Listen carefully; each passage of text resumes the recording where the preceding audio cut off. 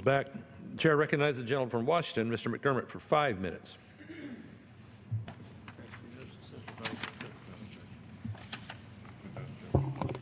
Objection.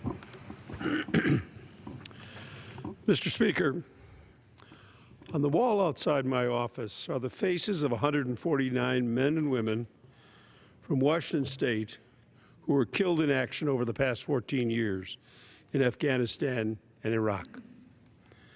Today, it's with reverence that I will add the 150th face, Sergeant Matthew McClintock. Matthew was killed in Helmand Province in Afghanistan on the 5th of January. Sergeant McClintock was a Green Beret, an engineer, a National Guardsman, as well as a dedicated friend, son, husband, and father. He joined the Army in 2006 and served in both Iraq and Afghanistan over the course of 3 tours. On one of his tours, his best friend was killed. So you can imagine what was in his mind when he's now leading a group in Afghanistan and one of his men is out on the ground hit. He knew the danger, but he went out to try and save his teammate.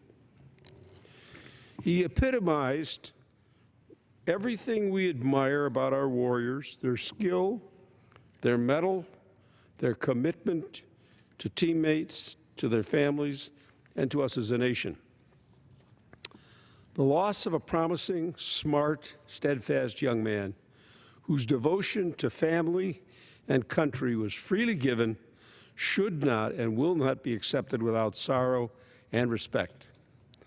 I had the chance to meet Matthew's wife, Alexandra, and their 3-month-old son, Declan, on Friday when Matthew came back to Dover Air Force Base. Everything his family said about him and speaks of a man I would like to have known. It is said that the true soldier fights not because he hates what's in front of him, but because he loves what's behind him. Matthew leaves behind a proud and beautiful family. His wife asked that she have a chance to go up to Walter Reed to see the man who her husband went out to save, who's still alive. That's the kind of family this is. We as a nation should be forever grateful that someone of his caliber and his family continue to choose to fight.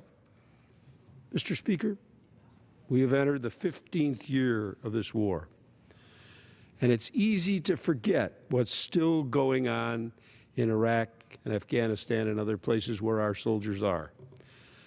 I became aware of this because somebody in my district was the father-in-law of Matthew.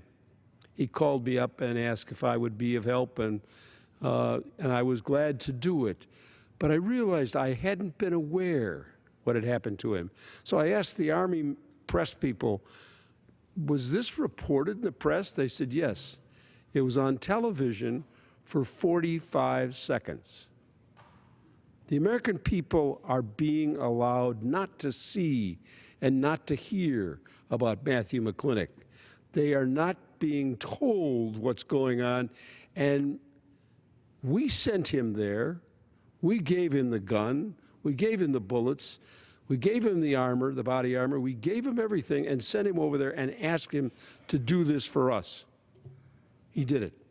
He was willing to lay down his life for us.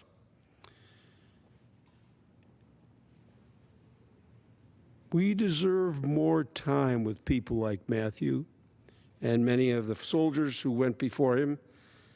But for those who survived them, Matthew's teammates, his family, Alexandra, and especially Declan, when this war finally ends, they deserve long and happy lives in peace. I yield back the balance of my time.